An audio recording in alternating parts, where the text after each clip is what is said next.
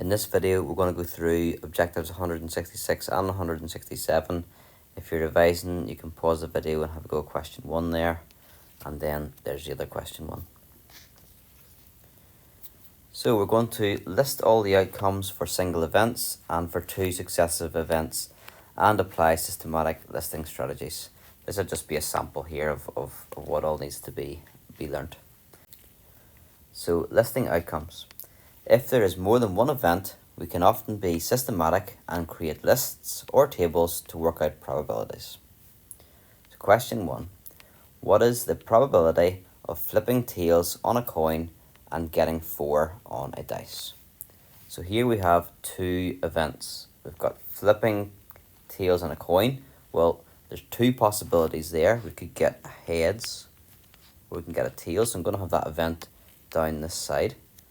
And then the other event is rolling the dice and getting a 4. So rolling a dice, you can get a 1, a 2, 3, 4, 5, or a 6. So if we look at all the possible outcomes in this table, this is called lots of different things actually, a probability space diagram or a sample space diagram. And it shows you all the possible outcomes. We could get a heads and a 1, or you can get heads and 2, heads and a 3, heads and a 4, heads and 5, or a heads and a 6. Alternatively, you could get tails. You get tails and 1, tails and 2, tails and 3, tails and 4, tails and 5, tails and a 6. And that can help us to answer any questions to do with rolling a dice and flipping a coin. And we want to work out the probability of getting tails and a 4. So tails and a 4 is this. There's only one way you can do that. So there's one successful outcome. Out of how many outcomes?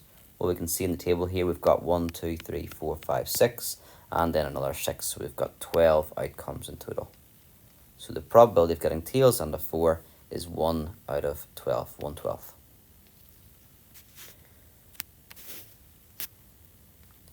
Here we're going to use probabilities to calculate expectation. So the expected number, this is the number of times you would expect an event to occur over a number of trials, usually based on the probability. But the big difference between probability and expected number is a number. So question 1.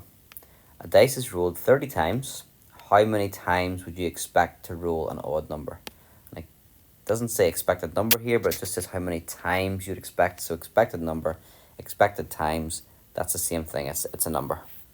Well, the probability of getting an odd number would be half. But then you're going to do it 30 times. So it's a half of the 30 times. Half times 30 or a half of 30. And that would be 15. How many times, in part B, how many times would you expect to roll 4? Well, the probability of rolling a 4 is 1 out of 6. So you'd expect to get it a sixth of the times, a sixth of the 30 times, a sixth of 30, or a sixth times 30 is 5. 30 times 6, 30 divided by 6 is 5. So you'd expect to roll a 4 5 times on average. Part C. How many times would you expect to roll a number greater than 1?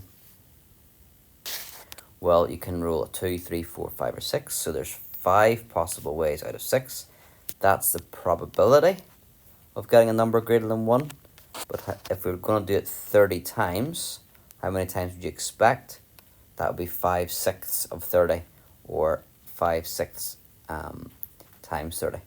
We know that 1/6 is 5. So 5/6 would be 5 5s. 5 5s are 25.